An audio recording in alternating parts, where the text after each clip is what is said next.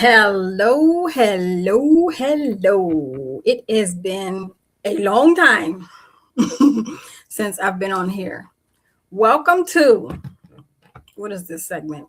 I can't remember. I stopped counting. I've had a few interviews the beginning of this year, but I am back again.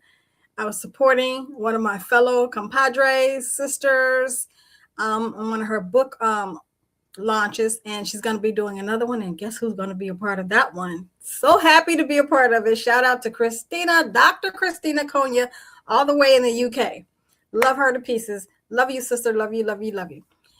There were some phenomenal writers in that book. The book is called Women Rising, and my brain is not thinking of it right now because I always mess up the name, but it's called Women Rising, Power of, I can't remember. I'll remember it, but then I'm going to repost it. So what I want to do, please forgive me, Christina. The journey of becoming. That's it.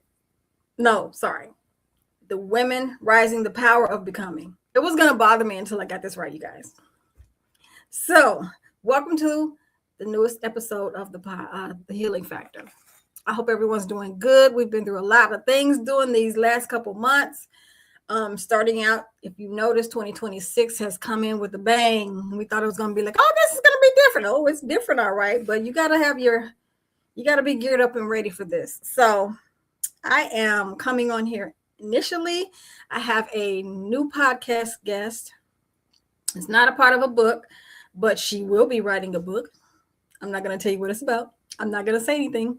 But this young lady, I met her actually on TikTok, and we've been chatting with each other just in, crossing and passing. And we kind of shared our stories, inboxing each other, talking to each other, checking in with each other, just on GP, getting to know each other. And she is from the Bronx, Brooklyn. And she lived at the time in Compton. And I'm not going to tell her story because that's how we ended up hooking up. And I told her then, once we started getting to know each other, that I really want to have you on my podcast because it's about the healing factor. And she told me a bit of her story. I seen a couple of the videos on her TikTok page, and it just, of course, it tapped into my heart. So, and another thing I want to do before we jump into this too far is to tell you guys the reason that this podcast is so important to me. I want to honor the heart behind the healing factor. So this podcast is dedicated to a dear friend of mine and a lot of ours that if you know her. Her name was Davina Lanielle Brooks. She and I were compadres, co-partners, contributors in the G100 in 2021 and 2022.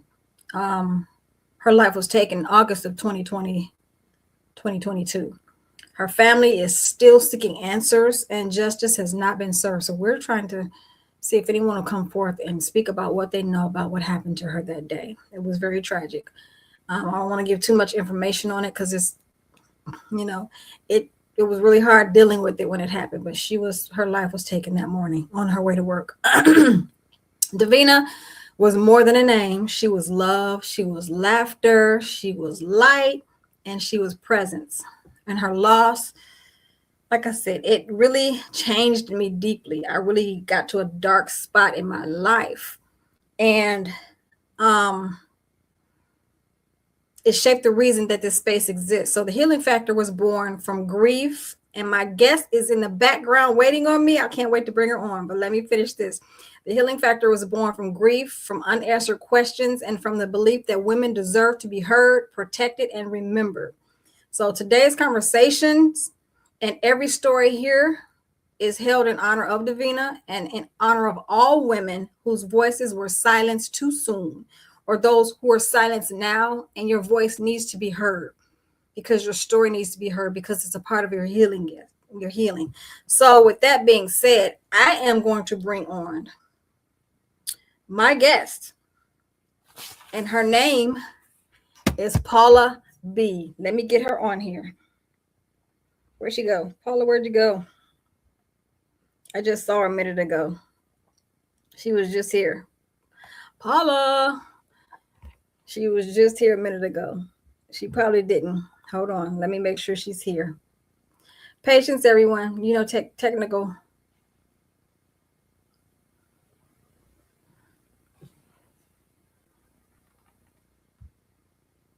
Let me make sure I see her.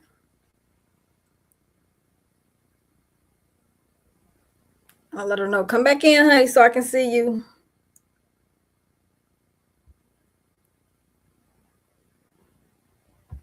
Hold on. I need to let her know to come back in. I just saw her, but I was giving the intro. And I need to let her know that I'm here. So she won't think I'm not paying attention, because I am. Thank you guys for your patience. And I'm heading to you right now. Want me to kind of sign in to, well, no, just one.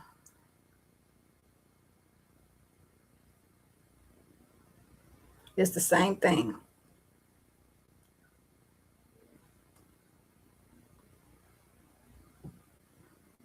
Doing an intro. Come back in. Come back on. Okay, as soon as her face pops up, I can go ahead and let her in. But in the meantime, and in between time, yes, I met her. Okay, there she is. Okay. Hey! Good enough. How are you? Beautiful. You can hear me well? Mm-hmm. Okay. Is my lighting good enough? I can see you wonderfully. Okay, good. You look good, honey. How are you? Okay, I'm hanging on.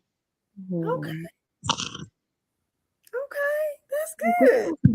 So let me see what we can do here. I have to running by these really quick. So hopefully they sound okay. You sound wonderful, and I'm surprising you because I didn't know it would let me, because I'm on base. I thought I was, because I was on the lowest, the basic, it wouldn't let me stream. We're streaming. Oh, cool. And Yeah, that's pretty cool. you are glowing. I love it. Thank you. I'm doing my best here. Honey, you You doing know, wonderful, because I've I heard you had, graduate. I did. I'm finally, my goodness. Yeah. Yes. I think I was supposed to graduate maybe like last 2024. Mm-hmm. A Mm-hmm. life happens, you know. But I finally got it done. So we got it done. I just got the degree in the mail the other day. So I'm happy about that. Got my master's in interdisciplinary studies, but the focus was criminal justice Okay. administration. Yeah. So that's a pretty, I don't really know much about that field, but it seems pretty broad. I don't plan to go back to work until like another 2 months or so. I just need a break. I mean, you So, have been going, literally. Even though you and I haven't communicated in a while, you have been going. So working in school, and especially legal, yeah, I understand that, because I have a degree in criminal justice too. So I'm like, oh, yeah, uh-huh, but yeah. congratulations. Seriously. Thank you so much. I'm looking forward to a next chapter. We'll see what's going on. I'm so tired of doing the work that I not that I'm tired of it. I think now it's starting to re-trigger parts of me that I had no idea it would trigger. Mhm. So Mm. that's a lot, and I had a lot of my members had a lot of tough things going on, and I Mm. was given those numbers because of me being a resourceful person. I want to say I get certain numbers because they know I would know how to help these members. Mhm. But at the Mhm. same time, just hearing things and just listening to them, it's like, oh, I can't do this anymore. I can't Mhm. do it. And so I tried to do a demotion, and that kind of didn't work out. So I just gracefully bowed out. You know what? You have to find your space That's however you it. need, and that's, Exactly. that's pretty good. I applaud you for that. A lot of us keep feeling like we have to keep going and going and going until we're burnt out. But you recognize the signs and you knew, okay, this is my time. I need to get me right or get this right or whatever's going on, figure out so I can help Right. others. Right. And, I'm at a point in life where I advocate for me now because it's not something I used to always do. Mm-hmm. Today I advocate like, honey, I'm tired. I don't listen. We have to figure something out here because this is too much, Mm. And so I am very vocal now. As before, I would just drag and, hey, I'm doing my best. You see me? I'm doing it. I'm doing it. And it's just like today, I'm like, who cares? We're tired. Who cares who Mm-hmm. sees? Who cares? Mm-hmm. Um, Mm-hmm. so today I am not ashamed to say I don't have time for this. I'm exhausted. I don't know about you, but I don't have anything to prove. I don't. I'm 100. tired. 100. Honey, join the club. I'm tired. I feel it. And And that's that's a that. good place to be because now you can really do the healing and you can just rest and you can hear from within. Those are big deals. That is huge. So, again, honey, how long Yeah. have we known each other on TikTok? Probably about 2 years now. When I looked back, I said, wow, like I really couldn't believe that it's been about 2 years. Yeah. Mhm. I couldn't remember. I'm like, So I stopped counting because we had just it was just normal to check in with each other. Hey, how it you just doing? What's clicked. going on? Yes. So it feels We really just good to clicked, have and you I here. yes, yes, it feels good to be here with you. I think of you often because I don't go on TikTok much anymore. I just life was life, and I was, moving from. I have moved ugh, 3 times back and forth since 2020. Wow. Wow. 3 different times. That's a lot. So Hmm. I get it. You're like, do I have to do this again? the Hmm. first time was me trying to run. I guess I was running from things, but I was trying to figure out who I was outside of my normal dynamics. Hmm. Being the oldest sibling, being open door policy. Everyone is at my house. Everyone. I probably never had an apartment that someone else didn't live with me, except for California was the only place that no one never lived with me. Whether it's a family or friend, Hmm. California was the only place. So that dynamic, I started to say, like, I am so, like, who am I? Mm. You know? And Hmm. then I was in a place where, like, I wanted my own space and my own peace, and I didn't know how to express that. And so what happened is I met a young man, and during COVID, so that happened during COVID, Hmm. and I met the young man, and, I'm working remote, and he keeps bringing up Georgia, Atlanta. I am dying on the inside for a getaway. I'm just too scared to just go on my own and do it. But here, this person drops into my lap and he's like, I'm going to Atlanta and I go, take me too. And so the backdrop of that is me explaining to him how I can make this work. And so we wound up moving to Atlanta probably like 2 months after we met each other. Mm. Hmm. So we did that. And then I don't know, that situation was what it was. But I'm grateful to have it because I moved to a place where I didn't know anybody. Hmm. So I couldn't go knock on the door and say I need some sugar to no one. You know what I mean? I had to just really do everything I had to do on my own. And that helped me become a little stronger. mentally because I don't have nobody to call. I just gotta deal with things as it comes. Mhm. Especially because I'm from New York, things are a lot different in Georgia, housing wise, all sorts of things. It's different.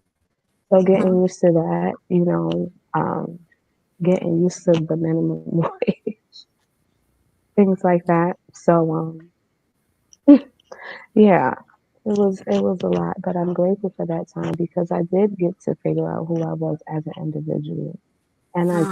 did toughen up a little bit and was able to start speaking my mind. Then like these are things that I don't want to do, or I don't like this, or no, I don't want you to come to my house, or no, I would feel bad that I don't want to, visit me. And Mhm. I would have this internal battle with myself, like I'm wrong. So I had to unlearn a lot of things. But being in Georgia helped me do that. And I moved back to New York, but then I was not in that relationship anymore. And I was just like, this COVID mess is not over, but a lot of the requirements are, no more. So I can go back home. Mhm. So that's what I did. I went back home and then I was dating I that I met when we were like 24, and honey, that's when all the hell broke loose. So yeah, Okay. Hmm. with him, yeah, So I moved how? back. Yeah, that's. Yes, I think that's when I got. That's the one I got to know. Well, I didn't get to know, but you kind of gave me a brief synopsis of it. yeah. So when we met, that's what I was going through with that one, and I'm Mhm. still going through it. I mean, he doesn't care. Um, just I don't care to be with a person who did the weird. He was weird. And I didn't expect that from him because when we were younger, we met when we were 24. Mhm. So he would just come and pick me up and take me out on dates. And he never gave this energy that he was a nut, a maniac. Mhm. He never gave that. So that's why for me, it wasn't a problem to go retry that. You know what I Mhm. mean? He's one of those folks that I was like, if we get a chance to be together later on, like I would explore it. That's basically what happened. Excuse me. Okay. I explored it, and then he was just really, not only was he insecure, he was, he was just insecure. And he drunk, you know what I mean? And I don't want to call him a full blown alcoholic, but, he had to drink every day after he came home from me. Mm. So, he would be fine until I wanted to do something, or like my family was having an event or something like that. And then all the insecurities will spill out. Then he, on his rant, he wants to know how many people are going to be there. Are there going to be friends and family there? And I'm like, you have the invite, you can go. Oh no, I don't want to go over there. I don't like that girl. Things like that. Mhm. But still in my air about the situation. And I am not a person who really, when it comes to men, I don't know. I am very fierce. I'm very fierce. Men are probably, as I said before, how I had a hard time advocating for myself with friends and family, but men, I don't back down from men. I don't know if it's, the situation with my mom, but men never see, me being afraid of them. Even if I can feel it on the inside, they'll never know. And I never displayed that to him. But I had to really step outside of myself and just go off on him like you are being ridiculous. Now, this up in New York or is this over in California? No, this can't happen in California. This is the reason why I went to California. Oh, okay. Okay. I get it Yeah. now. Okay. hmm You. So I just got diagnosed with ADHD, right? But I figured out a long time ago that I do talk all over the place. So I'm hoping you guys can piece it together. But All good. All good. it It comes makes out that way. it's okay. It's fine. I So follow. I just got to be mindful and put in, places. So yeah, So in 2023, I moved back to New York. I got a job, and then I started dating him. We lived in Long Island, New York. So we lived out there together for like 4 months, and then I had to move because he punched me. Also, Mm, prior to that, we were arguing about weed, over mm-hmm, weed, and I don't know, I just saw him giving my money back. Just give me the money, and I wanted to get out the car. This was in about April. He stepped on the gas while wanting to get out. So now I'm dragging in the street. Yes, dragging in the street. And I look up and I can see this lady, and she has a look of pure horror on her face. And at some point, he stops the car, and I'm able to just pop up because I was tangled in the seatbelt. That's how, once he pushed the gas, I was caught up in it trying to get out. That's how I wound up dragging. So I finally got out the seatbelt and was able to stand up. The look on her face was like, she's alive. What did I just witness? And mm-hmm, I just got on the sidewalk. I looked down. My knee area all just scraped up. Pants is just going from that end. He came back around and I just went, I'm screaming at him, get away from me, get away from me, get away. So he pulls off. I call my son. I tell my son, get in our car and come in and drive down and come and get me. mm-hmm. And my son came and got me. And by the time we make it back to the house, he's in the house. So my son asks him, like, what happened? Like, why is my mom hurt? So he was like, we had an argument. I didn't mean it. I did not do that on purpose. It wasn't on purpose. It wasn't on purpose. My gut, something in my gut was said that was on purpose. Like I maintained that on the inside for a long time. But I wound up forgiving him. I don't know if I called the cops that night or another night in April, but I wound up calling the cops sometime in April. Mm-hmm. Um, and then I said we have to take a break after I called the cops in April. We got to take a break. So he went somewhere for like 10 days. And during this time, he's talking to me. He's saying he's sorry. He doesn't have, no intentions on hurting me and things like that. And I'm just like, I don't trust you now. I Right. really don't trust you. So I told him the only way that we could probably maintain this is if you go to like therapy or something. Like, there's something deeper going on with you, Mm-hmm. and I care enough to realize that, but at the same time, I can't keep being a punching bag for you either. So I agreed to that and I let him come back. And then everything was okay to some point in May, Memorial Day. To be exact, I'm not big on those things, barbecues and things like that. He wanted to barbecue. He bought a grill and he wanted me to put it together. And I was like, I feel like it because he's not handy. Everything that's together in the house, couches, tables, things like that, I put that together. Mm-hmm. Okay. So, right, yeah, he's not handy at all. So I was like, I'm not putting it together. If you want to have a barbecue, you're gonna have to put it together, on your own. Like at this time, I think that it was clear that the exhaustion from the relationship was starting to get to me. And at this point, the only thing I could think of was start deleting shit for some reason. I don't know if I could cuss on this platform. Start deleting stuff. So I started deleting pictures of him and us out of my phone. I don't know what happened, what conjured up from that, but in an instant he became enraged and he was like, you know something? I just don't understand how now all of a sudden you don't want to be together. And I just looked at him and I kept on deleting, kept on deleting, kept on deleting. Mm, Now he's crying in full blown tears. And he's saying, how could you do this to me? You're the only woman that knows how to deal with me.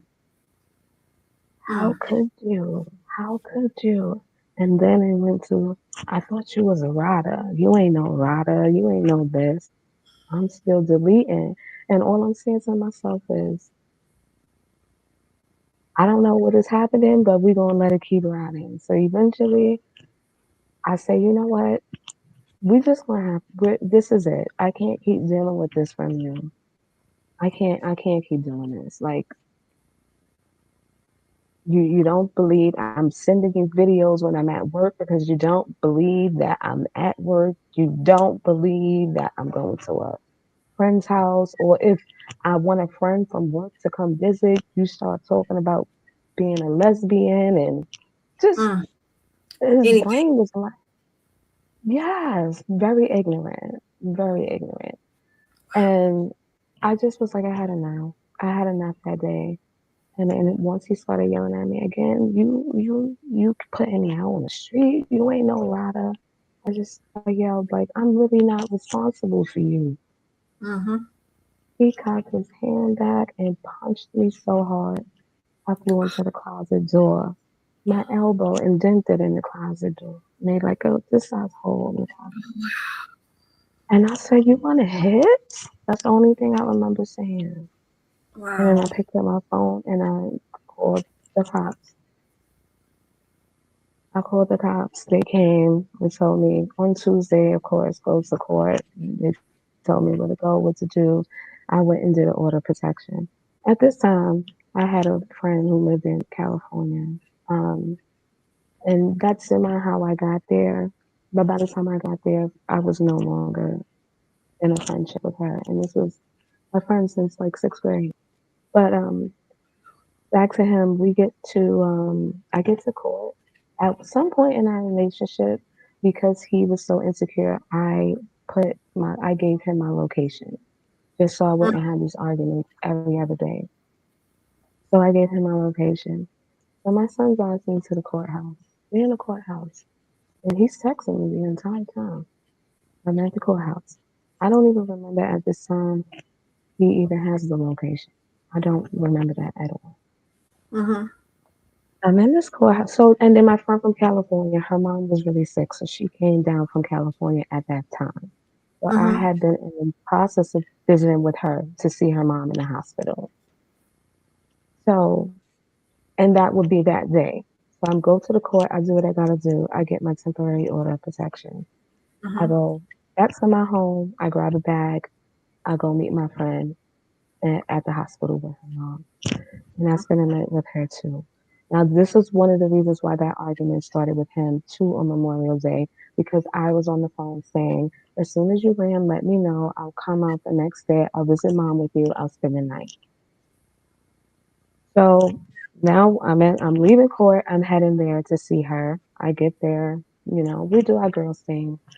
I get a text from him at like 8:30 that night, like, "Oh, I see you in the projects. The only you know what's that go to the projects is you know what's and you know what's." Mm-hmm. And I don't even say anything to him. I just ignore him. The next day, I go back home. Probably 2 hours after I get home, I hear banging, banging, banging on the door. I'm like, what in the hell? I go open it, and it's the court folk. This man went and put an order of protection on me. Are you serious? Now I'm really serious. I know you are, but it's just, that was straight hypothetical, but it's just like, really? Yeah, he said I was going through menopause. I had a weed addiction problem. I um I have friends. I'm connected to friends who are gang members who have firearms. He's afraid of his safety, and I mean, I just was reading it like. So then I Mm, realized when we go back to court, now we both have to see his judge. We both have to see his judge, and the court date is not until the next month, which is June, right? Because this happened in May. mm-hmm. Uh, I'm gathering my things so I can. I'm packing up anyway because Mm-hmm. it's already in place that I'm moving. June comes, we go to court. This man is trying to get my attention in the court by doing stupid things. Like, so I ignore him. I ignore him. Finally, they call both of us. A woman comes over to me and she goes, um, I'm just trying to figure out if you two could have a mediation. I said, ma'am, this is really, I know this is family court, but this is really out in the open. And I would like to go somewhere else and have a discussion about my personal things. Right. So she look at him, he look at her, and they both, he is like basically him telling them like she just has a really nasty attitude. So me saying that to her, I guess came off like if my attitude is nasty. No, it's not, but we're sitting in the open. I don't, I just told her, I'm like, this seems a little unethical. What do you think? Straightened up real quick, took us in the corner. She said, um, can you two mediate? Can you drop this? I said, no, I'm not. I'm not Mm. going to drop this. He was like, I could drop it because I already got what I wanted. Yep, she let that go right over her head. Right over her head.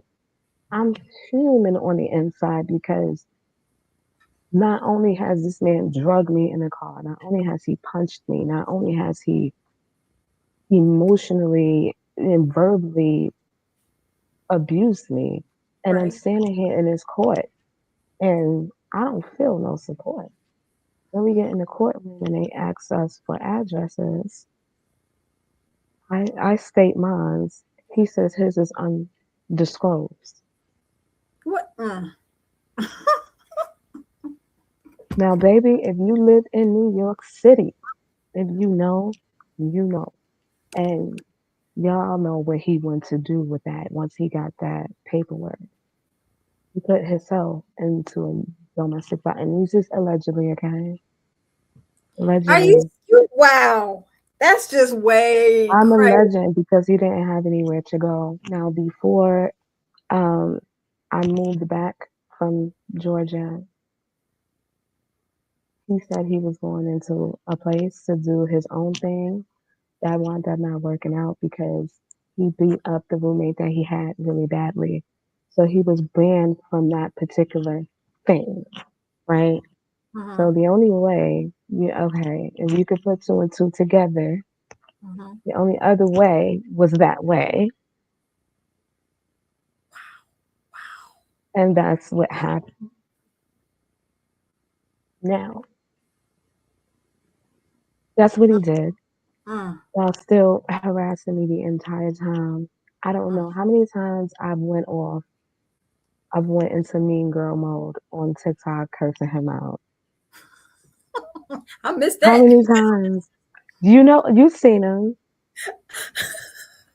You've seen him, and he don't care. And he recently just made a page and was able to write on an old video of us that I didn't even know exists anymore on my page. He wrote on an old video. Now this is now, like maybe 2 weeks ago. Happy belated birthday. Now we all know my birthday's in December. That video was from Valentine's Day that he wrote under. And then he said, after the happy belated birthday, he said, I've been trying to reach you, but I haven't been able to get through. Mm-mm-mm. And you're home now. I'm home now Mm. because the harassment got went into California. The TikToks, the one of the videos that, you know how I would do like sunsets and things like that. Mm-hmm. I guess one of the videos had an address I didn't really know. Now I used to take a lot of careful time to edit it and lower it from building numbers, and I guess I missed one, and the harassment started in California. Oh So gosh. I wasn't having a great time in California finding work, and it, I loved being there. I loved my apartment, but I didn't see how I could um, maintain it without a job. And then all of that started happening. I said, you know what? I'm gonna just go home. I'm just gonna go home. If he's gonna bother me over here, I'm just gonna go home where I know I'm guaranteed to make some money.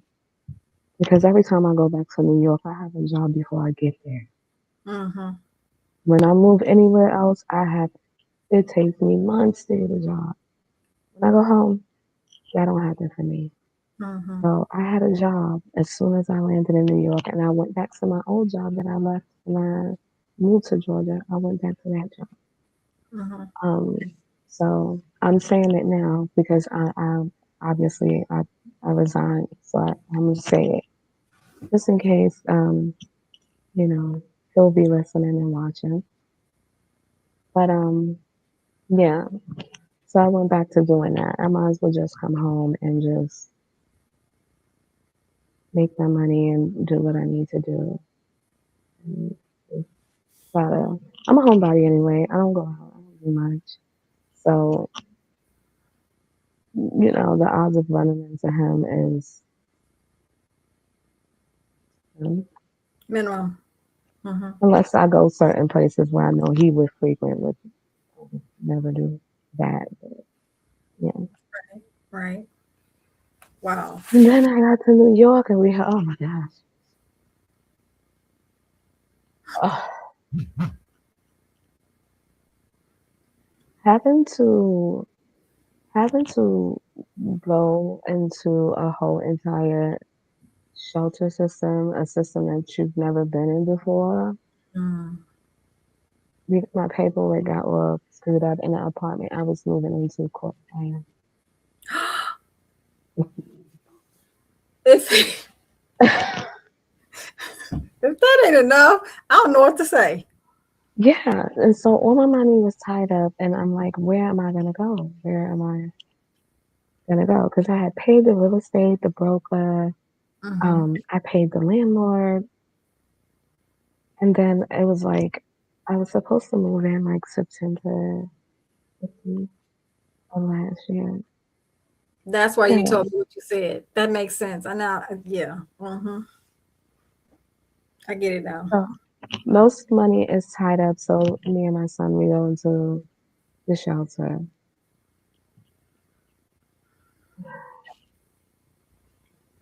I couldn't. The experience there was just it was horrible. It Mm-hmm. was horrible. And as me being a person who worked in that field, I would never treat people the way they were treating people. Never. I was disgusted the entire time. I also wound up getting a target on my back because, of course, everywhere I go, I wind up teaching someone something. So me being there and hearing him, and I'm just saying, like, why is these case managers not recommending them to do this or recommending them to do that? Right. That's what they're supposed to do. Mm-hmm. So I just started telling them, like, look, you could do this or whatever. And then it just got word like, there's a lady here and she helps people. And that put a target on my back. But overall, it wasn't a good experience. I wound up leaving Okay. right before I was supposed to move into the apartment. And I wound up staying with a friend of mine that used to stay with me sometimes. I wound up staying with her for a little bit. And Okay. then that last stretch, I found so I was waiting to figure out if I was being told. So I was also getting the runaround from the real estate. Okay. They weren't wanting to give me back any of the money that I paid, and they kept wanting me like, let's work more together, let's work more together. And I'm like, no, no, thank you. I would like, my money back. So that was a fight in itself to get that back. So we're staying at a friend's house, and I'm waiting on word. They're like, nothing's wrong with your place. You can still move in. The fire happened on the first floor. You should be fine. Mm-hmm. I waited all the way to November, and finally I'm like, hey, what is going on? Mm-hmm. And they were like, oh, the city deemed it unlivable. I'm like, After everything you just put me through. I was so upset. I was so upset. At this point, I'm just like, what else? What else? What else can happen? Because, like, how can one person get whooped on like this? Right. Just consistently. Hmm. One after the other. And then I That's a go to lot work to hear. and I show up and they be like, you're not going through that. Like, I could tell somebody what I'm going through and they just look at me like, way. Hence the title of the podcast. Always. And it's always like that. I feel like that's why I am a person who will hardly get support, despite as much support I give others. So I carry and walk with a lot of things, on my own and have to sort of sort some things on my own. Not sort of on my own because I'm a strong advocate for therapy and I when I need one, I get one really quickly. And I find myself advocating for it to other people. Hmm. And I'm like, it's really not what you guys think, medication, things like that. I'm like, you're just talking. You're Exactly. just talking. I said it's not what it looks like in the movies. It's not what it was before. Like today, you can just talk to somebody in a non-judgment zone, and Hmm. get your feelings out. So much You can better. say them. Yeah. And so I Hmm. advocate for it for people, and I'll even look and find it, make it myself. I'll say, well, sure, sure. I'll do it really quickly because I love humanity, and I want everybody, you know, to Hmm. be at least anyone who's in my circle, right? Because that would be insane to think everybody could just be a certain way.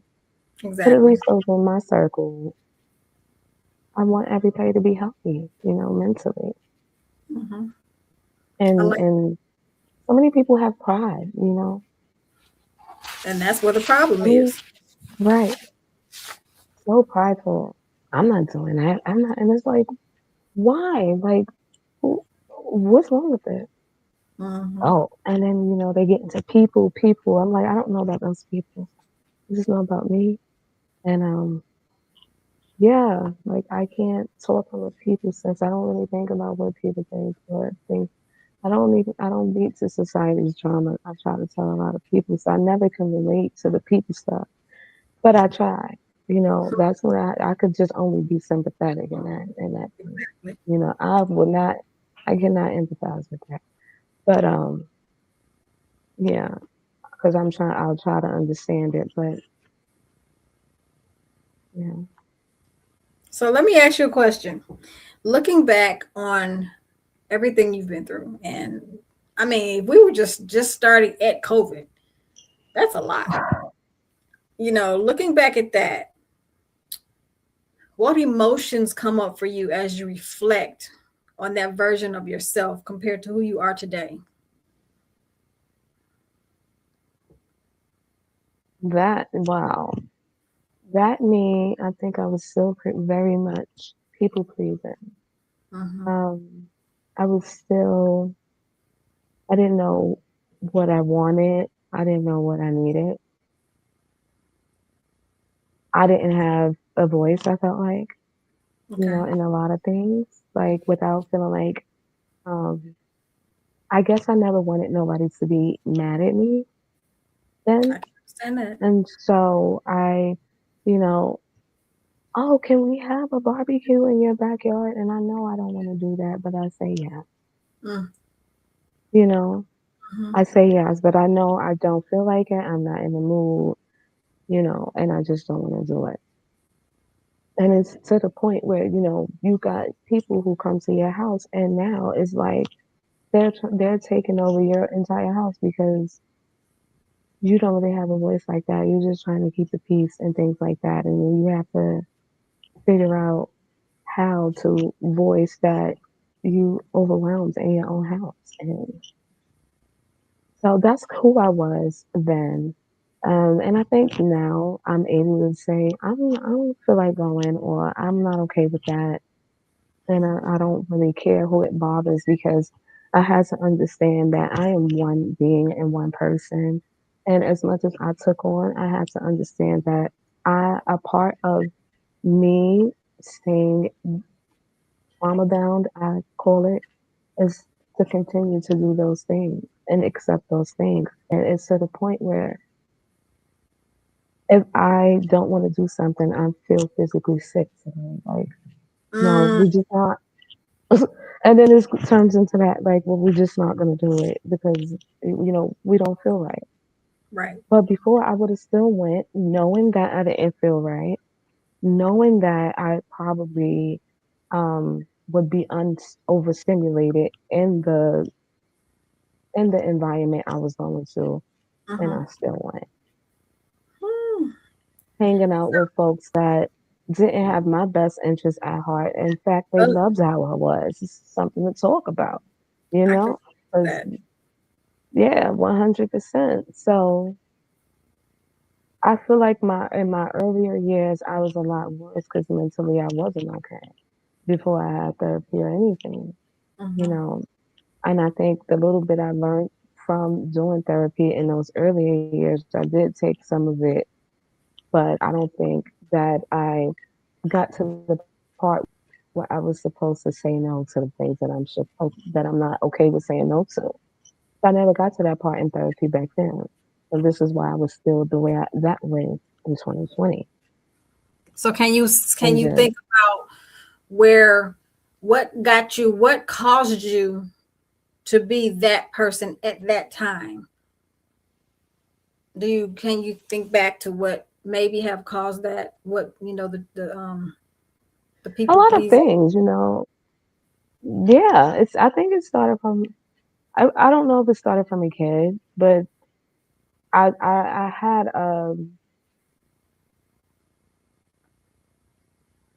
so yeah, I had some sort of memory that I used to talk a lot when I was really small, like 3 or 4, Mm-hmm. and somebody slapped me in my mouth. Oh wow, I'm sorry. I had that memory probably in 2023, but I didn't remember that until then, when obviously when it happened. Mm-hmm. So that day that came to me, I knew then that that's when I shut up, and I Mm, probably just started to retreat. mm-hmm. But also, I was a child who went to foster care. I was a child who was molested. I was a child who didn't really have love from a mother like that. I didn't really know her, and when I did live with her, there was just things was just never ever spoken about, like things forced to care, anything like that. Those things was never spoken about much. I never got an apology or even an explanation for why, she Mm-hmm. did some of the things that she did. So I just grew up really angry and things like that. But at the same time, I was not one. I wasn't a fighter. I never fought. you know, I got bullied, things like that. So all of that comes from all of that stems from that, all of that. And then at 18, my mom was, unalived. Um, so that was a whole different ball game. Even trying to sort my feelings, going from we don't get along and we're trying to know each other now, So now she's at not. least, yeah, to like that, like, how do I feel about that? You know what I mean? And for a long time, I was numb for years because I didn't feel the way everybody else felt And you about didn't get her. closure as well. Right. So holding that in, Mm-hmm.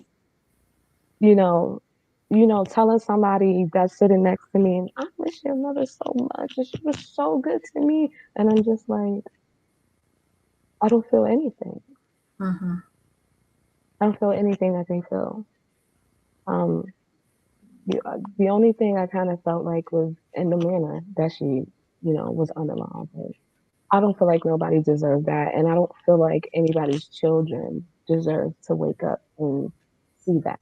Right. or find anybody, like that. I wouldn't wish that on my worst enemy to have to see something like that. Mhm. And then Right. because you're the oldest in the house and now you look like I was a suspect or something. That's I mean, I wasn't treated well and I called the cops. I called them and I wasn't treated well. So even in those dynamics, I've always felt very, very alone in life. And that's where the people pleasing came from. you Or, have. not being able to say no. Like I had my first apartment probably when I was like 19. 19 years old after my mom died maybe when was it? In 2001. Mhm. So a few days before my son's first birthday. So today she has about 6 or 7 grandkids today, but we only had my son then. So she got time to spend some time a little bit with her grandson. I mean, that's when we were trying to amend things, and I went back home. Mhm. So I had just went back home to my mother's house actually before she got hit, like a few months before she got hit, maybe Oh. only 3 months top, because the man that she was with, I had an argument with him, and she basically told me to take my baby and go. Oh wow. So, and I think then I was newly 18. Yeah, because I turned 18 probably like, I had my son fairly young when I was 17. Mhm.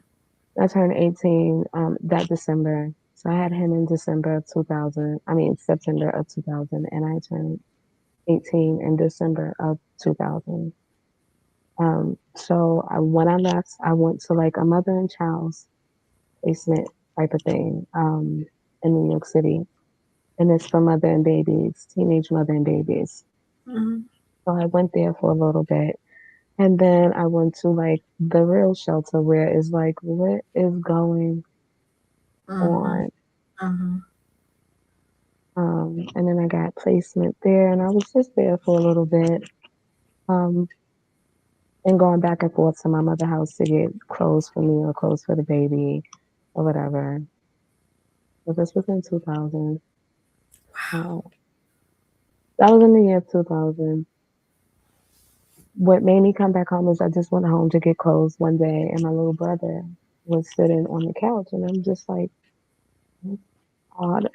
And so I asked him, like, why you didn't go to school today? He's like, nobody took me. And I Mhm. was like, what? And then he was like, and I'm hungry. I'm hungry. And I was like, you're hungry. And then he started telling me my mom's boyfriend had like this big bucket of chicken and he didn't offer her any. And then he also wouldn't let him in his room and you had to go to my mom's room to get to his room. And so I looked down at my little brother. He was 8 at the time. So I just go Mhm. knock on the door, like, hey, he wants to go in his room or whatever. But he cracked the door like, yeah, what you want? I was like, sir, he wants to go in his room, and then you have a whole like, how could you stay in a house with an 8-year old all day and don't feed them? Right. Right. And he was like, he didn't even say nothing. He was just staring at me. I was like, damn, he must be high. Because I Mhm. found that he smokes crack. That was also part of the argument that I had with him too. And I told my mother, like, he be smoking crack, and she just was like, yeah, I'm gonna take care of that. You don't worry about that. I'm gonna take care of that. I'm like, okay.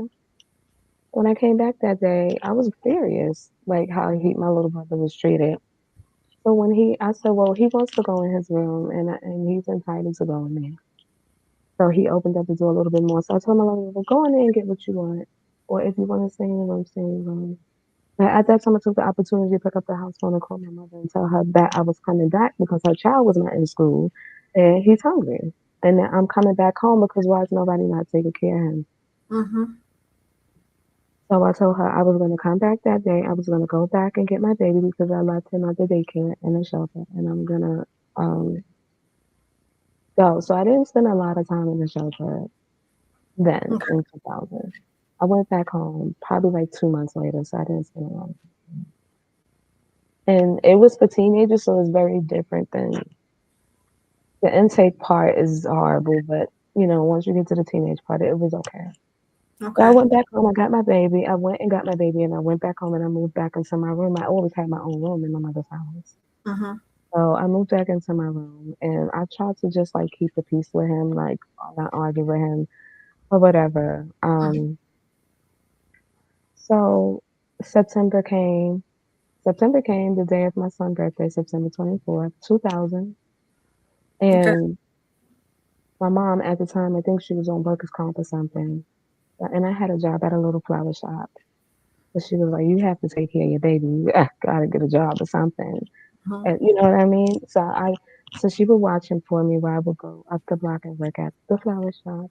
One day I came back, well, this my son's birthday, came back and she was screaming so loud. And we live on the fourth floor. I'm Mm-hmm. coming in the building and I hear her from the first floor. So I'm like, Wow.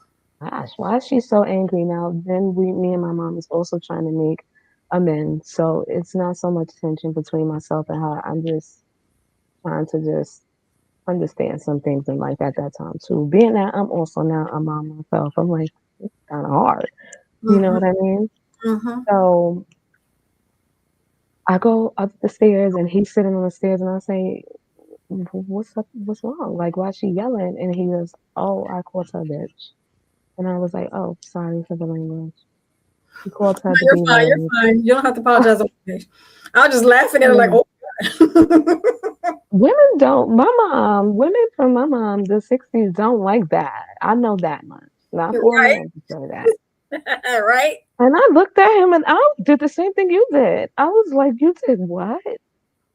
So I went in the house and she was furious. She was packing up his things and she was so furious. And I was trying to, get the tea from her. But she was gone. My mom was straight Gemini through and through. Oh yeah. She was So this was the him or the your son or your brother that he said that. him, her boyfriend. Oh, The mm, boyfriend called her the B word. mm. Yeah, So she that's why she broke up. She broke up with him for that word that day on my son's birthday. not She mad at broke her. up with him. And she was like, she's done with him. So he says, that's fine. That's fine. Do you mind if I leave my things here until I find another place? Mm, My mom, sure. He laughs. She's still mad. She's still going off. So I'm sitting with her and I'm watching her pack things. I see the night that he eventually unalived her with.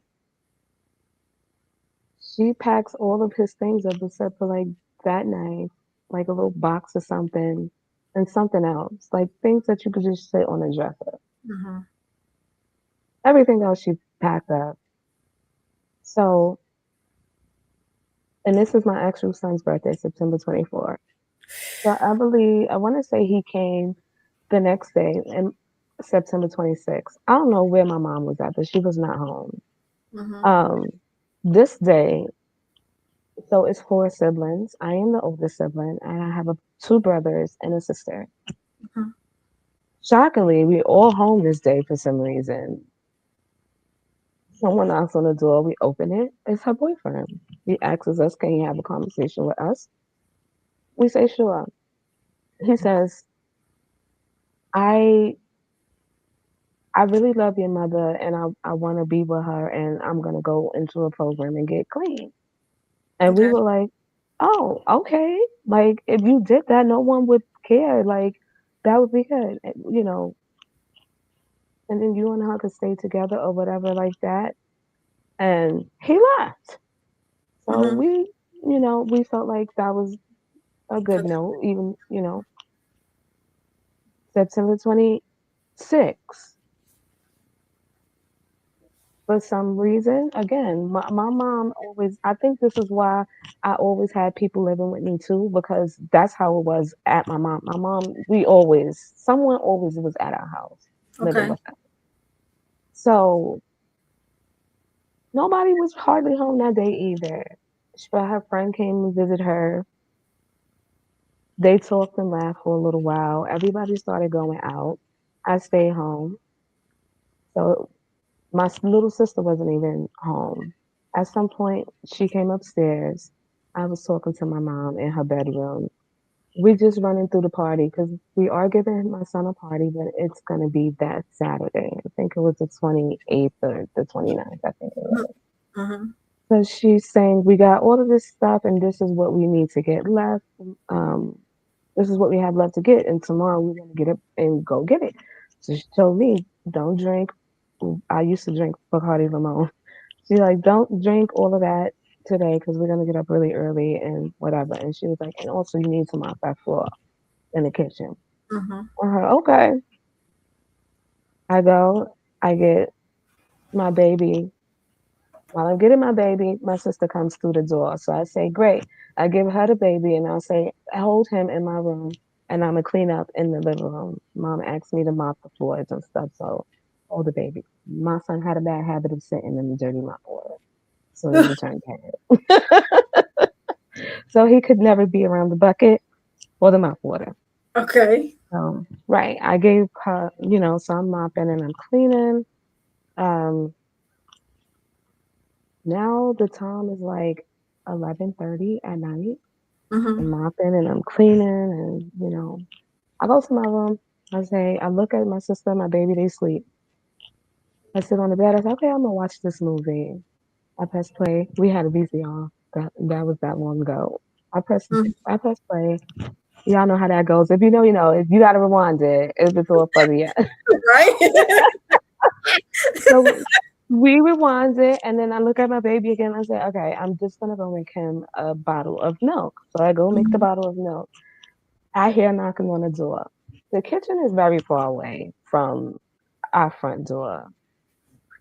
So I'm like, I'm finished with the bottle. I'm shaking it out, and I'm walking to go to the door. Because also, my mom fell asleep on me while giving me the list of things I needed to do. She fell asleep in her room. Mhm. So I'm trying to get to the door, but she gets to it. She opens it, and I stop where I'm at, which is closer to my bedroom. And I really wish I could. Maybe one day, if we do this again, I could probably have a blueprint of something of the way that place looked or a visual. Mhm. But I get to the door. No, I never get to the door. I'm sorry. I stop where I'm at, which is a few steps away from my own bedroom door. Now, this is a 5 bedroom house with a one bathroom, a living Okay. room, and stuff office, and a kitchen. Mhm. So it's a pretty huge apartment. So taking me, the kitchen is way back yonder. The door is Okay. right kind of where I'm at. Okay. She gets to the door, she opens it. She don't look through the peephole, nothing. She just opens it. She opens it. She she looks. He says, "Can I talk to you?" She opens the door. She let him in. They stand at the door. They talk for a few minutes. I can't really hear what they're saying, but eventually I realize it's him, and that's what I say to myself in that moment. Oh, that's just such and such. But for some reason, I can't move. I'm just standing there and I'm looking. Eventually he looks down the hallway and he sees me, so he says, "Can we talk in private?"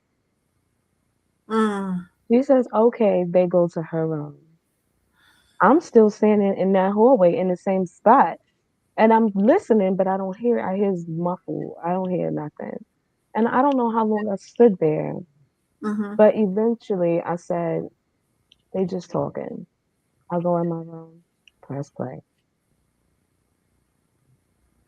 The next thing I know, my baby. Said my baby is being so weird. Why is my baby being weird? He was getting out the bed. He kept getting out the bed, and I'm like, what is wrong with this baby? So I kept putting him back. He's 1 year old. He just turned 1 2 days ago, but he could walk since he was like 9 months old. Mhm. But that was not things that he did. Get out the bed and just wander away. He just never did things like that. So I'm putting him. But he every time I woke up, you picture the edge of your bed and your pillow's there and you like this, and but somebody's tapping the edge of your bed with their fingers and Mhm. going, and Mm. like that 5 times. It's like you could feel when somebody's looking at you. I wake up and he's doing that, and I'm like, the last time I put him in between my sister and I said, don't do that no more. Like, don't get up so he doesn't. I go back to sleep. The next thing I know, my little brother now is like, mommy is you, and Mm. mommy is this, and I'm like, what? And I also remember the night before she asked me for lady things. So I'm like, oh, she just probably, made Hmm. a mess or whatever. So I told him, get out my room. And he did get out. And I went back to sleep. But I don't know how long I went to sleep before now I get up and he's pulling me by my shirt. Me and my sister. He's standing on the bed in the middle of us and he's pulling. And he's screaming, no, no, get up, get up. Mommy's unalive. Mommy's unalive. And there's like blood all over her bed. And that's what, when he said that, I said, what? He said, come, come. I go and I'm like, and then I look down and my son is doing the same thing that's happened. So my mother's with the, I said, oh my gosh. He was trying to, He didn't. He was trying to tell you. He just didn't know how to oh words. my gosh. And that's so that made me stuck for probably about a good 2 minutes. And but my sister is now screaming, so I'm back now. Hmm. Now I look at her, and now I don't know what's. I'm not thinking. I look at my mom. I see how she is. I see only one wound, and I'm like, that doesn't look too bad. I say to myself, but she's laying at such an awkward angle that I can't really see anything else. She's just laying on her bed, down like sort of like this, with her hands up. And so I can't really see nothing except for that. And I'm looking, but I don't know if I never saw what my brother saw as far Hmm. as the bad stuff. Till this day, I don't see all of that stuff, but it was there. Wow. I pick up the phone, I call 911. I'm telling them what's going on. My sister is screaming. So now they tell me to get the child that's screaming out of the room so they can hear me. So I tell my sister, I shake her a little bit, and I tell her like she was 13. So I say, I need you to be a big girl, and we need help. Like we need help. Can you go find us some help? And she just kind of shook her head, and she walked out the door.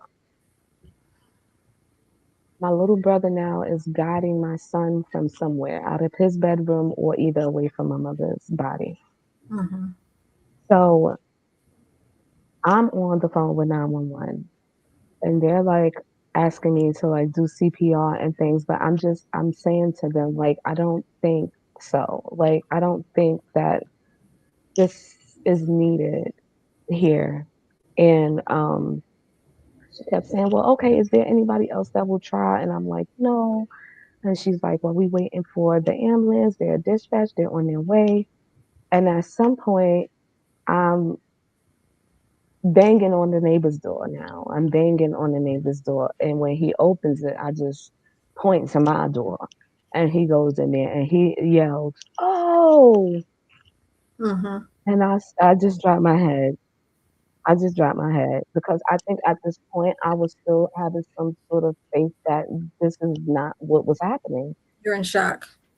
Yeah. So I sit down now on the steps and now he has the baby and my little brother and he brings him into his house. And now I'm just sitting on the steps because I don't know what to do anymore. I'm on the phone with 911 still. The ambulance, two young women come up and I point. They go inside. They come right back out. I lost all control of me at that moment. I peed on myself and everything. That was what was happening. So Wow. now I don't want to go back in there. Now that I understand that what it is. So and I need to keep the children out now. Hmm. So then after they walk out, they just shake their head, these two ladies, and they walk back down the stairs. I still stay there, wet and everything. I'm sitting there. And then now all of these police is coming up the stairs at me, and I'm just like, "What is happening?" And then they like, "Who called 911?" And I'm like, "Me." And they're just like, "Let's go." And then I say, like, "I'm wet, and um, can I change?" And she said, "No," but um, they called a female officer and told her to take me to wherever I was in the house and let me put some pants on. So they didn't let me change out of the wet clothes I had on. I had to slip the pants over the wet clothes. Wow. I tell her, ma'am, I don't know. They taken me, but I have a baby. I have a baby, and I have brothers and sisters, and I don't know where they are right now. And I just could y'all find them? Like I haven't seen them in a while. Like could y'all find them? At some point, I called my aunt too, but I had the house phone still. I think Mm-hmm. when the detectives came upstairs, that's when I hung up, and then I called my aunt who lived in the Bronx, and I told her what was going on. Mm-hmm. After I put the pants on, they just take me, but I'm telling the lady to please feed my baby and change his pamper and everything. They take me to the police station. I get to the police station. They asking me all these questions. Before we leave, they ask me, is there do a picture of him? Like, do I have a picture? So I pointed to a bag that my mom kept a lot, and I know she had some things in there from my son's baptism. So, and it was definitely a good picture of him from those pictures. So I'm told I'm digging in there.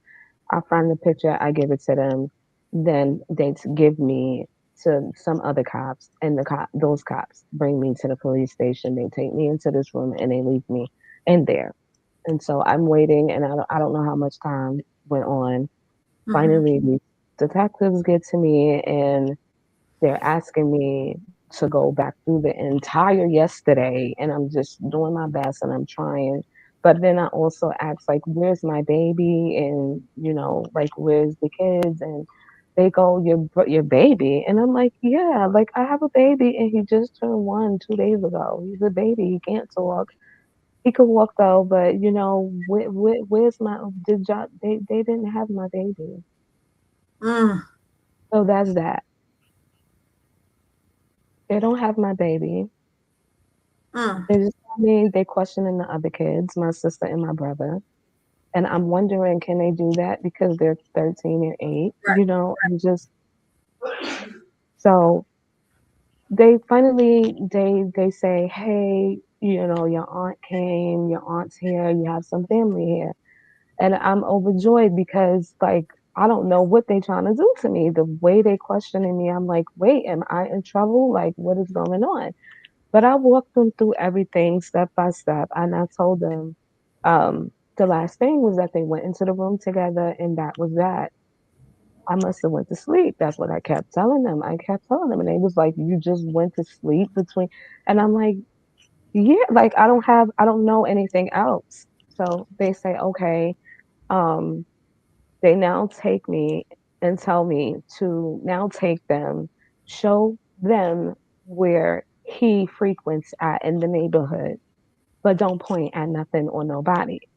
Now I'm Okay. still wet. I smell horrible at this point, and I still don't know where my baby is. So now they let me before they take me back out. They take me to my aunt, and my aunt hugs me, and I say, "Where's the baby? Do y'all have the baby?" And they say no, and I'm like, "These cops, I told them I have a baby, and everybody is here except for him. And like, what is? I don't have Right. him." And so, upon hearing that, my cousin just ran out the door and jumped in his car and went back to my neighborhood. And then Mm-hmm. the cops took me where they were taking me to other parts of the neighborhood. So Mm-hmm. I'm showing them and things like that. And finally, they say, okay, you could go back into your house now. It seems like your family is here for you guys to go stay with, but the house is open now. The investigation is over with. They let us all go. It took them 3 days to find him. Mm. This never made the news or anything like that. But we did get a call from the city, and like we're gonna pay for the burial and things like that, which we were grateful for. Because I was 18, I didn't know we had to pay for funerals, you Mm-hmm. know. Um, so we had a funeral and things like that. And my aunts and stuff put it together, and the city gave us the money to bury her and things like that. But after that, I got assigned to like a case manager or something like that from the courts. Once they figured out like who's gonna take the kids, nobody said anything. So I just said me, Mm. I'll do it. So because of my age, they gave me a case manager, and the case manager helped me get my mother's housing program that she had at the time. Mm-hmm. And that's how we were able to show, because of the crime happened, we're in Brooklyn, we had to move to another borough. We couldn't stay in that borough for 7 years. Yeah, Wow. it's not like that anymore. That's not the rules now, but it was like that then. Like if you had a domestic violence situation or anything like that, you Mhm. couldn't be in that zip code for 7 years or near it. I can understand that. I mean, Yeah, yes, yeah, considering the yeah. situation. So I just moved us back to the Bronx, sort of kind of where we kind of grew up at. Hmm. Um, it was familiar, and everybody can cope the best way we can, I guess. Right. Um, being 18, you don't know anything about therapy or any sort of help or anything. All I knew is that I had 4 kids, and I could cook, I could do laundry, I know how to go food shopping, I know how to buy clothes. I knew how to do the basic things, but I didn't know I had to pay rent. I didn't know I had to pay light. I didn't know I had to pay gas. I didn't know Hmm. those things. And I didn't have guidance or nobody to help me with that either. Not even a caseworker. That's crazy.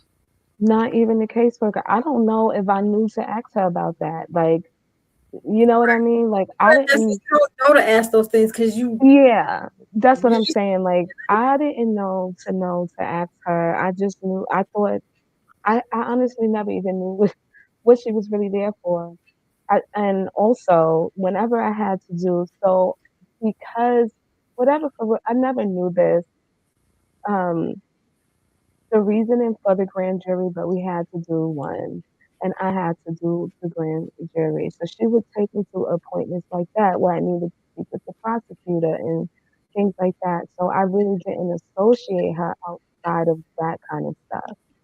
I see what you're saying. Hmm. So with that being said, she took me to different appointments, and that was that. So I didn't know to ask her how to do anything. And then it's a crazy story to come out of her office, that case manager. That's why I would never forget her. And I would like to see her today. I mean, she helped me tremendously. I never forgot her name. And I don't Hmm. have a lot of memories just because I have a lot of trauma, but I remember her and I remember her name. And she stopped being my case manager because she moved away to like the Hmm. South then, back then. So by now, I want to say it's like 2020, it's like 2001, maybe 2002. Hmm. She was on to me in 2000, probably after my mom passed. And then I had her until she moved away in 2002-ish, I Okay. believe. Yep. So Never she came and see just this checked video. the house out. She Hmm? might see the video. Yeah, I hope so. Her name is Tanya, Tanya Brown. I'll never forget her. Okay. And then she told me this one day I called her and I was like, hey, so this is something I did call her about. And it's funny you mentioned the bills because I called her about a bill that I got. And Hmm. it's a Sprint phone bill. Hmm. I didn't have a I didn't have a cell phone or anything like that. And I'm getting this bill in the mail and it's like 100 and something dollars. And now I'm afraid because I'm like, who got my information? Hmm. So I call her and I tell her all about it. And I'm just like, I don't know what's going on. She was like, I'm gonna come and see you today. I think she had some pans or something like that to give me. So she winds up coming to me and she wound up telling me that, and I hope I can say this now, but she wound up telling me that her boss, which I never knew her boss name or what they even look like, Hmm. but her boss at the time was going through their own DV situation, and her husband was a judge. Mm. Mm. And That's even harder. please, I don't know if I could say this today if anybody could be prosecuted. I don't want that though. I don't want it. Okay. We'll be Um, very careful so because we won't people are mention. should have them saying it. Mhm. But I really don't want that, and I'm glad that she did it. She was trying to protect herself, Mhm. and I'm 100% for it. So what she did was she went into Tanya's files and she just grabbed a file and it just so happened to be my file. And she grabs my information instead of my mother's. Me and my mother have the same first name. Okay. Wow. Last names. So she thought she was taking over a deceased person's identity, but she wound up taking mine.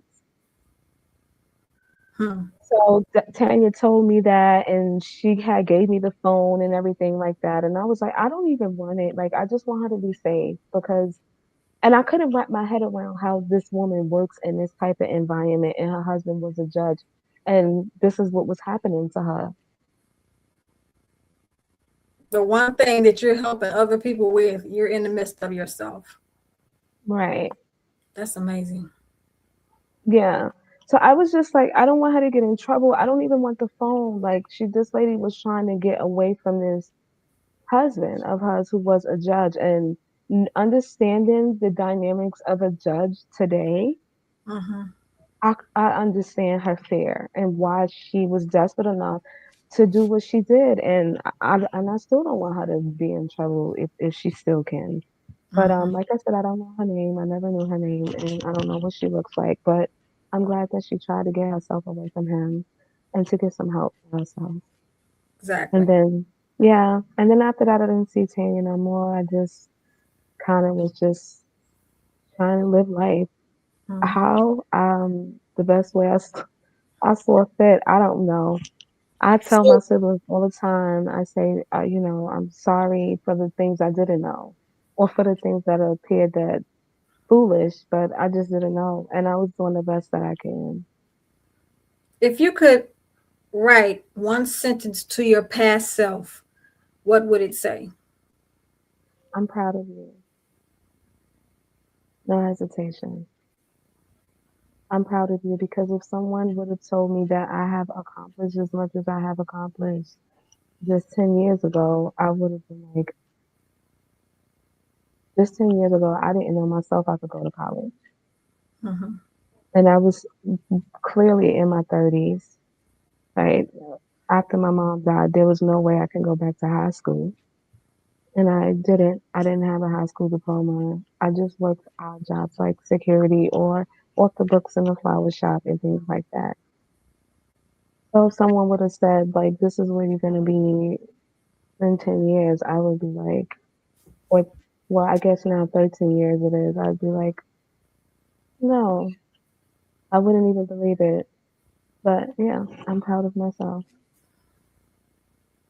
What intention or affirmation would you like to leave with our listener? You know what? Before I even go there, because we're almost done, but I know. one I question talked I so want much to you ask. didn't get a chance to. No, no, no. It's good because, honey, I'll have you back on here anytime. Trust me. I will come back because it's a lot to unpack. It's so much. It And is, but this was, I needed you to tell your story. I wanted you to be able to be free because normally yeah, my podcast lasts about 30 to 45 minutes, but I wanted you to have freedom. And that's thank what's so you. important for my podcast because some people are like, well, you should do it for like 30 minutes because people get. I said, but if it's a story that people need to hear, they're gonna listen to it all the way through. Those who really need to hear it, they're gonna sit and listen. So Yeah, I wanted to make sure you had that space. So my question yeah. to you is for women listening who feel stuck, broken, or afraid to face her truth, what would you gently tell her? I would gently tell her that not to worry about what anyone else's opinions are. Mhm, Just be who you are. mhm. Wake up every day and strive to be who you are, not the best, but who you are, and go from there. And that's what I would. That's good. That's good. So, what intention or affirmation would you like to leave with our listeners today? Hmm. One I like, and it's just so small and simple, but anything is possible. I like that. Yeah. I like that. Hmm.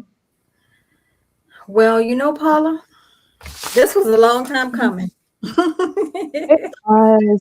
And I would have started from that from the beginning to just have, but maybe another time. Just, however it flows is how Yeah, it flows. I'm gonna definitely have you on here again. And I am so appreciate glad we it. finally had a chance to actually meet each other and see each other instead of just on TikTok and talk. Right? Me too. Me too. They need to make a feature like this so that I know they have TikTok Live, but if it had something else that you can do this, that would be so much better. Hmm. Yeah. So that's why I did a StreamYard, because it's I can stream live, but once I Mm, upgrade it, I can be able to stream live on YouTube, um, okay. Facebook, and I usually use you can do it on Instagram or you can do it on LinkedIn. So Okay. So you you get can 3. upload it across your platforms. Mm-hmm. Mm-hmm. So right Okay. now it's just on TikTok, but I think I'm working on my TikTok to get that one, more out there and people get used to me doing my podcast again, because that's what I did before. So Okay. I'm really glad. But yes, I will definitely, once I get it's uploaded and everything on. Once it's finished uploading, when it gets done uploading, downloading, whatever it is, loading. Whatever it does. It's just something. I'll definitely make sure you get a copy of it, but you can also check on my Okay. YouTube page, and anytime you want, just hey, no big deal. But I sure will. yes, and we I will. sure I'm will. having you on here again. You just don't know. I sure will. Anytime, like I said, I am taking a break for a little bit. My body needs rest, and so I'm gonna take a break and go with the flow of life. I'm not, really As worried you about anything except just calming down from all that survival mode, that was happening and I'm going through, and I'm now coming out of it and I'm still nothing but tired. So, and I know that's a part of it. So I'm just giving me grace and allowing myself to decompress that's from the good. last 5 years of my life, or That's good. even before that. You know what I mean? But yeah, I need it, and I'm going to take it. Yes, you've been on go since day one of your life. It seems you've just been on go. You have not had a time to take Yeah, care of Paula. I didn't, right. I didn't really get to touch on foster care, but that too. My mom just was like, "I'm tired of having children," and then we went somewhere else. We was in South Carolina in foster care, but maybe when I come back on next time, we'll talk about that because I know you don't have a lot of time. But yeah, so it's even from things like that, Mhm. you get just who I am. Well, I heard that a little birdie tell me that there was a book coming out. I'm not gonna give too much information, but I ain't gonna give the title. Yes, But I'm just saying, when I that happens, you're really gonna promote it. Mm-hmm. yeah. So I'm hoping.